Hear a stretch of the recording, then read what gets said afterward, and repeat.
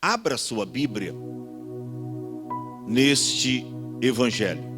Evangelho de Marcos. O evangelista Marcos escreveu no seu capítulo de número 4, do versículo 35 a seguir. Glórias a Deus. Todos encontraram, digam amém. O texto nos diz assim: e naquele dia, sendo já tarde, disse-lhes: passamos para outra margem, ou a outra banda. E eles, deixando a multidão, o levaram consigo, assim como estava no barco, e havia também com eles outros barquinhos. Uma outra tradução diz alguns barquinhos. E levantou-se grande temporal de vento, e subiam as ondas por cima do barco, de maneira que já enchia de água. E ele estava na popa, dormindo sobre uma almofada, e despertaram-no, dizendo-lhe: mestre, não te importa que pereçamos? E ele, despertando, repreendeu o vento e disse ao mar: cala-te, aquieta-te. E o vento se aquietou, e houve grande bonança. E disse-lhes: por que sois tão tímidos? Ainda não tendes fé? E sentiram um grande temor, e diziam uns aos outros: mas quem é este, que até o vento e o mar lhe obedece? Diga amém.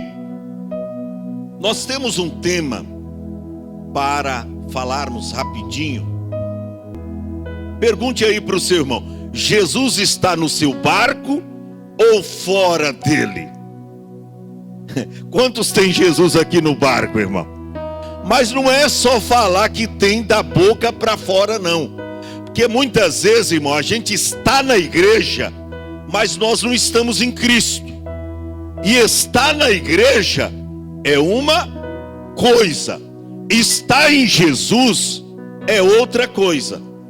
Muitas vezes nós falamos que Jesus está no nosso barco, mas será que nós compartilhamos a sua vontade, as mesmas coisas que o Senhor quer que a compartilhemos? Será que nós estamos fazendo a vontade dele? Porque Amós 3:3 diz que andarão dois juntos se não estiverem de acordo. Deus não vai estar comigo se eu não estiver de acordo com ele. Então, Jesus está no seu barco ou fora dele? Porque se Jesus estiver no barco, você vai ver que você não estará isento aos problemas, às dificuldades da vida. Você não vai estar isento. Pastor, então o senhor não vai pregar aqui uma mensagem de autoajuda?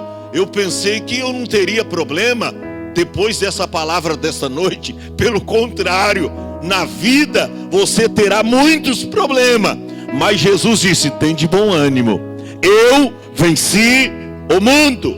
Eu venci o mundo. Então preste atenção, tem uma outra pergunta: em qual tempestade você está? Pensa rapidinho, você sabe naquilo que você está inserido, talvez num grande contexto de dificuldades, e você está lidando com esta tempestade, com esse problema, de modo como Deus quer que você faça. Porque muitas vezes, irmão, a tempestade é grande, mas a gente nem para fazer como os discípulos a gente faz. Pastor, mas os discípulos aqui demonstraram falta de fé, mas pelo menos eles foram até a pessoa certa. Mestre, não te importa que pereçamos? Eles poderiam ter, pelo poder da fé, ter agido sozinhos. Não tiveram fé suficiente, mas pelo menos eles nos ensinam aqui que nas nossas dificuldades, quando as tempestades se levantarem contra a nossa vida, nós precisamos, escute bem isso, nos dirigirmos à pessoa certa. Escute bem isso. Os 3 evangelhos sinóticos relatam este incidente. Mateus é o mais resumido, Lucas o mais amplo. Só que Marcos, ele mostra aqui algumas palavras que Lucas e que Mateus não mostraram. Ele relata aqui, primeiro, escute bem isso, que era uma tempestade de vento, ou seja, não era uma tempestade de água, de chuvas fortes, mas a tempestade era de ventos. O que é uma tempestade? É uma ação violenta da atmosfera.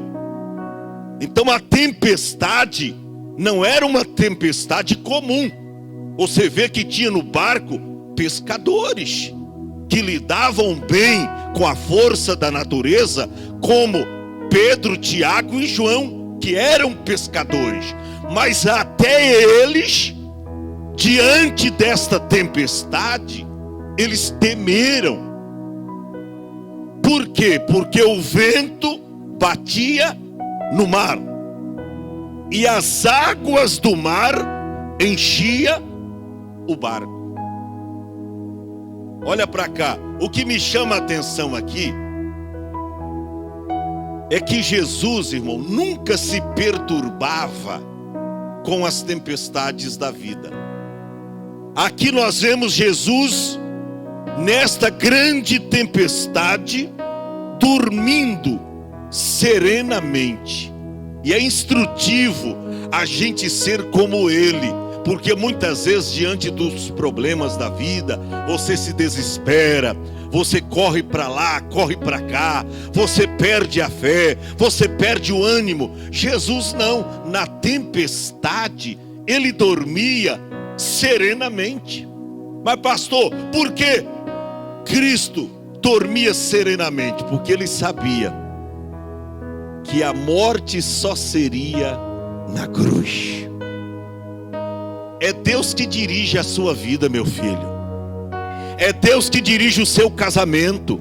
É Deus que dirige a tua história. É Deus que dirige você. Você vai só quando Deus quer que você vai. Você vai ficar até quando Deus determinar para você ficar. Você vai agir só quando Deus disser para você, age, senão fica em silêncio, senão espere em Deus, porque Deus tem o seu momento certo. Jesus estava seguro que a morte só viria na cruz. Por isso, na tempestade, ele dormia serenamente. Uma outra coisa que me chama aqui a atenção, escute bem isso, é que mesmo estando debaixo de uma ordem de Jesus, os problemas, as tempestades podem vir até o nosso barco, mesmo você estando debaixo de uma ordem de Jesus. Qual foi a ordem para os discípulos? Versículo de número 35. E naquele dia, sendo já tarde, disse-lhes, passamos para outra margem. Ou seja, eles estavam debaixo de uma ordem de Jesus. Olha para cá, não é porque você é cristão que você não terá problema.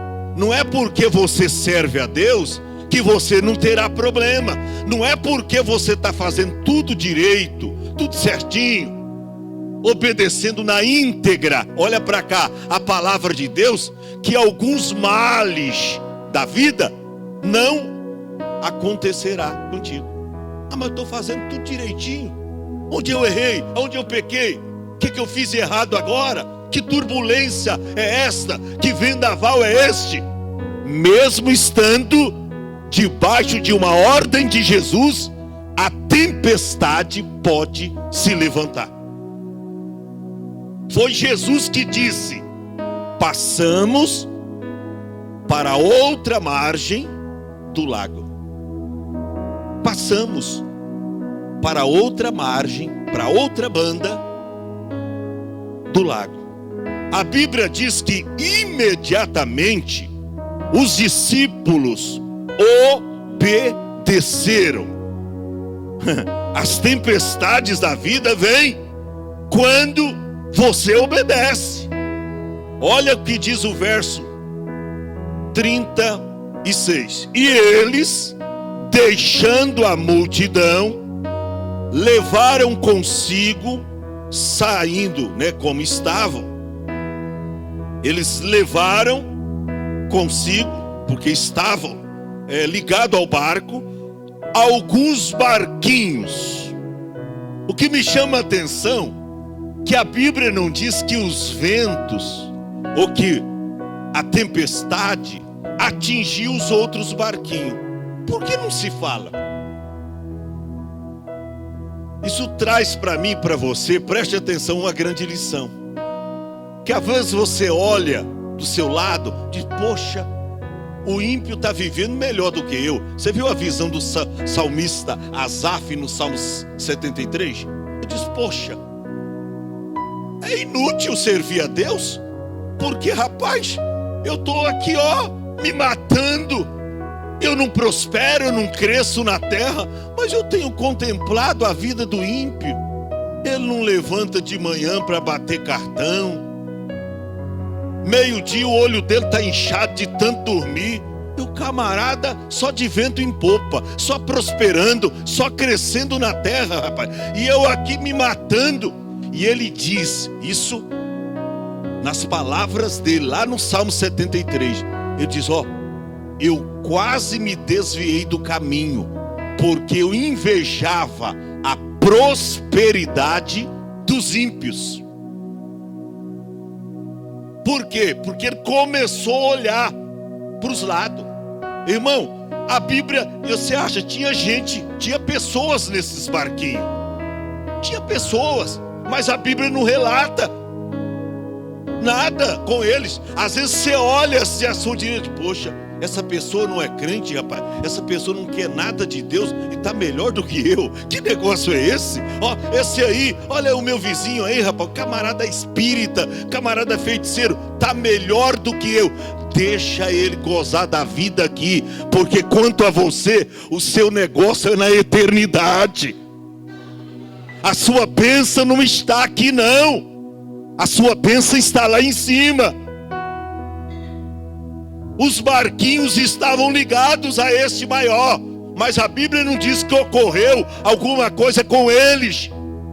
Tira os olhos das pessoas, coloca os seus olhos em Jesus. Aleluia. Eu disse aqui no domingo passado que muitas vezes Deus nos faz trafegar no meio dos problemas, para a gente conhecer de fato quem é Ele, quem Ele é. Mas diante de qualquer dificuldade, sempre tem uma promessa de Deus nos esperando. Sempre tem uma bênção de Deus para mim e para você. Preste atenção. Eles estavam debaixo de uma ordem de Jesus, mas mesmo assim se depararam com uma grande tempestade. Uma outra coisa, as tempestades surgem mesmo Jesus estando presente no barco. Interessante, não era para acontecer, mas acontece. E sabe que às vezes tem pessoas que até se escandalizam, diz, poxa, eu ouvi, e tem alguns pregadores pregando errado, hein? Tem alguns pregadores hoje na mídia pregando errado. Eles pregam assim, ó, vem para Jesus, vem para Jesus, porque ó, Ele vai resolver todos os seus problemas. Mentira. Mentira.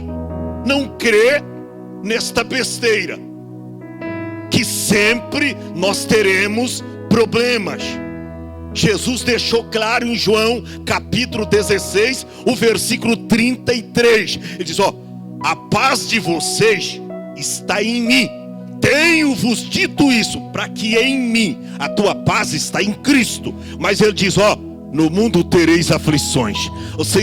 Quantos estão vivendo no mundo aqui, irmão? Então você não vai estar isento. No mundo tereis aflições, mas tem de bom ânimo, eu venci o mundo. Se Jesus venceu, o Ministério Hope vai vencer. Se Jesus venceu, você e a tua casa vai vencer. Se Jesus venceu, você vencerá também. Então é mentira de pregador. Vem para Jesus. Porque se você não tem uma casa, Jesus vai te dar uma. Se você não tem um carro para sair com a sua família nos finais de semana, Jesus vai te dar um carro. Olha, faz o seguinte, entra com 100 que você terá 200. Entra com 500 que você terá 1000.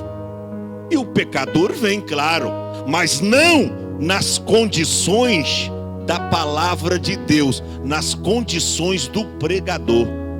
E quando ele chega aqui, Matias, a realidade é outra, porque Jesus já ensina diferente. Se alguém quiser, ele não obriga ninguém, ele diz, se alguém quiser me seguir, vir após mim, toma um kit da minha bênção, toma um kit de vitória. Não. Se alguém quiser, ele não obriga. Se alguém quiser vir após mim, renuncia-se a si mesmo, tome a sua cruz a cada dia e me segue. Aleluia, aleluia. Então não tem jeito, irmão, não tem jeito. Eles estavam debaixo de uma ordem de Jesus, mas as tempestades surgem mesmo com Jesus presente no barco. Ter Jesus no barco não significa ausência de tempestades, mas uma coisa é certa: ter Jesus no barco é garantia de vitória.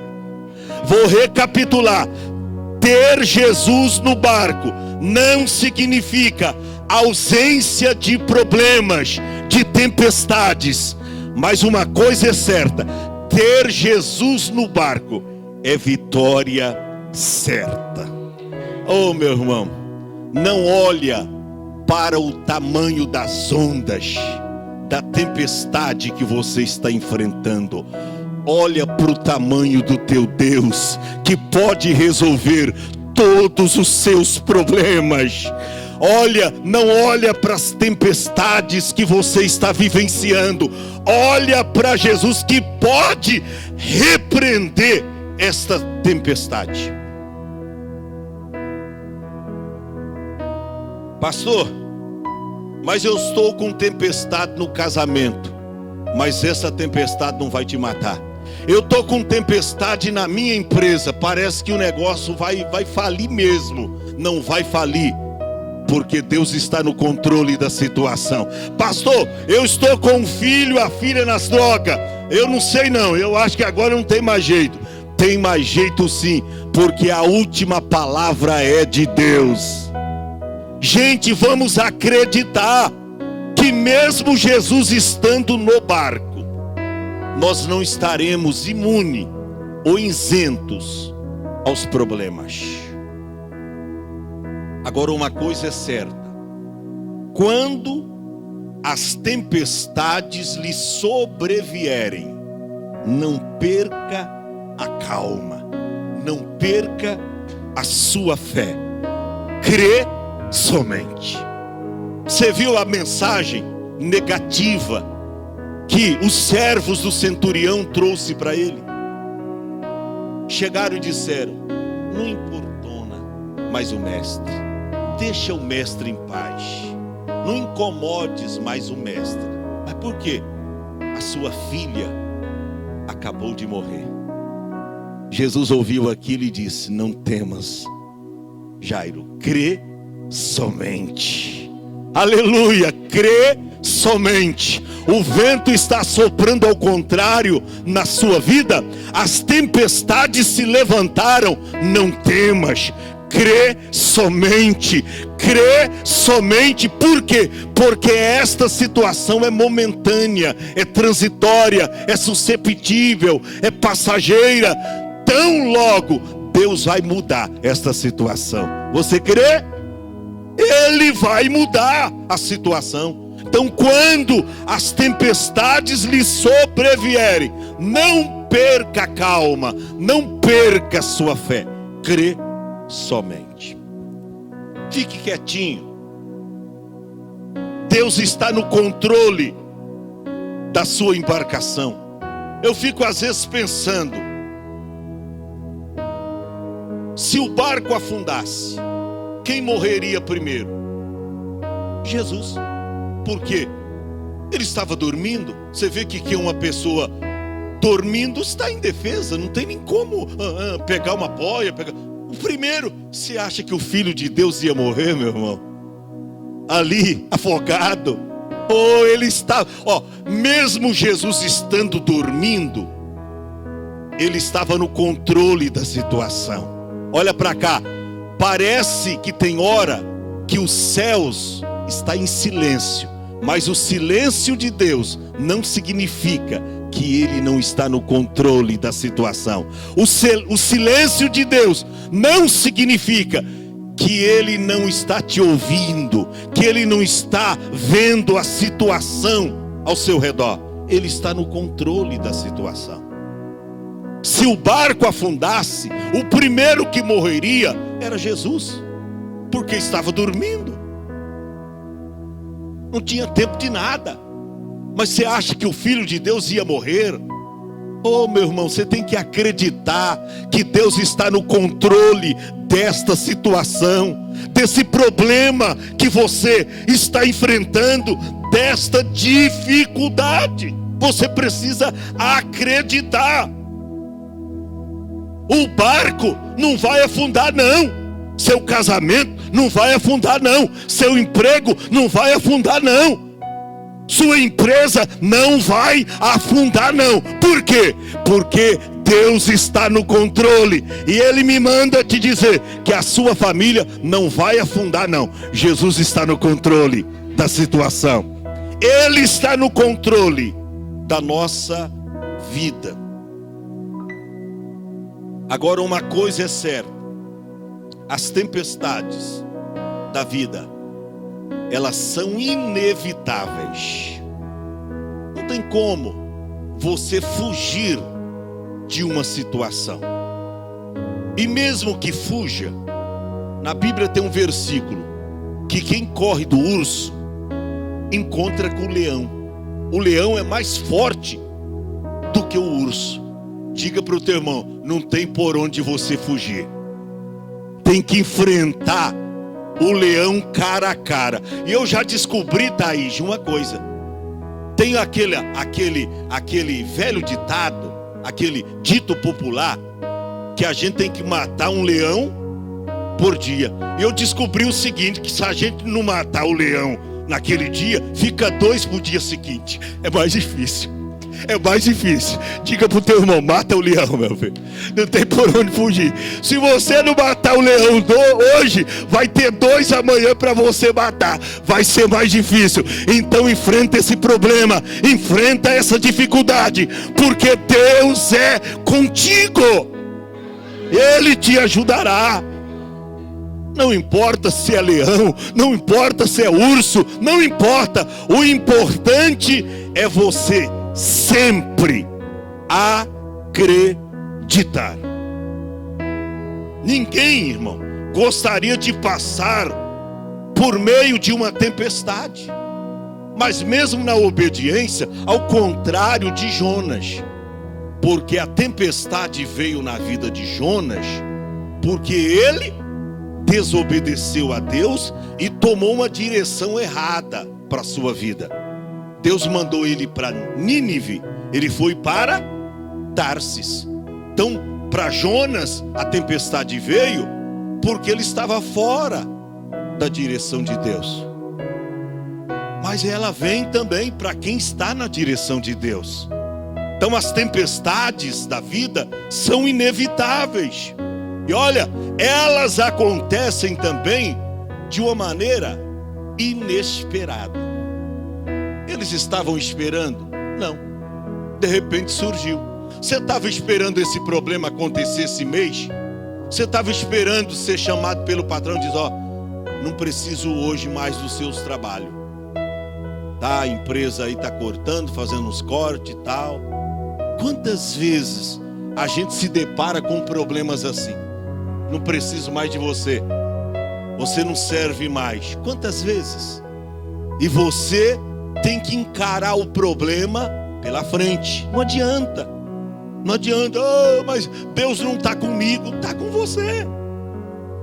Mas só de você conseguir subsistir em meio a esse problema, já é uma demonstração da força de Deus que está em ti. Subsistir em meio à prova, à luta, às dificuldades, às agruras da vida, você está subsistindo. Você está aí, ó. Alguém olha para você e diz, não, isso aí vai desviar. E você está firme e forte. Esse aí vai parar na caminhada de fé. Você está cada dia caminhando para a igreja com a sua família. Sabe o que é isso? É a força de Jeová que está em você. O salmista diz, o Senhor é a minha força e a minha salvação. De quem eu me recearei? Oh, meu irmão, tempestades da vida, elas virão inevitavelmente. E eu aprendi também que as tempestades da vida, elas são inadministráveis. Não dá para administrar. Você vê que aqui se tratava de Pedro, Tiago e João. Eles eram especialistas, pescadores, irmão, pescadores profissionais. Quantas tempestades em alto mar eles não enfrentam? Eles eram especialistas. Mas quando eles se depararam com esta tempestade, eles ficaram desesperados. Tem lutas pequenas, problemas pequenos, mas tem problemas grandes, que só com a ajuda de Deus venceremos. Pastor, por que Jesus não impediu aquela tempestade antes de se manifestar? Por que Jesus não impediu? Ele não conhecia a estrutura dos discípulos? Sim. Mas sabe por que Jesus permitiu isso? Para provar a fé dos seus seguidores. Sabe por que Deus permite algumas coisas estranhas acontecerem na sua vida? Para provar a sua fé. Pedro escreveu, amados, não estranheis a ardente prova que vem vos tentar, como se coisa estranha vos acontecesse. Ele diz, alegrai-vos pelo fato de serdes participantes das aflições de Cristo, para que a seu tempo, tem um tempo de se regozijar, para que a seu tempo regozijeis e alegreis. Ele diz, que nenhum de vós padeça como homicida, como ladrão ou alheio. Mas ele diz assim, fechando as cortinas do seu ensinamento, mas se padece como cristão, não se envergonhe disso, antes glorifique a Deus nesta parte.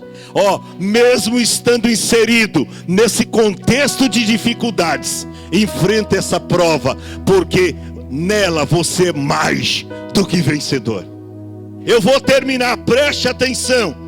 As ondas da vida são perigosas, mas Jesus está no controle da nossa embarcação. A Bíblia mostra no versículo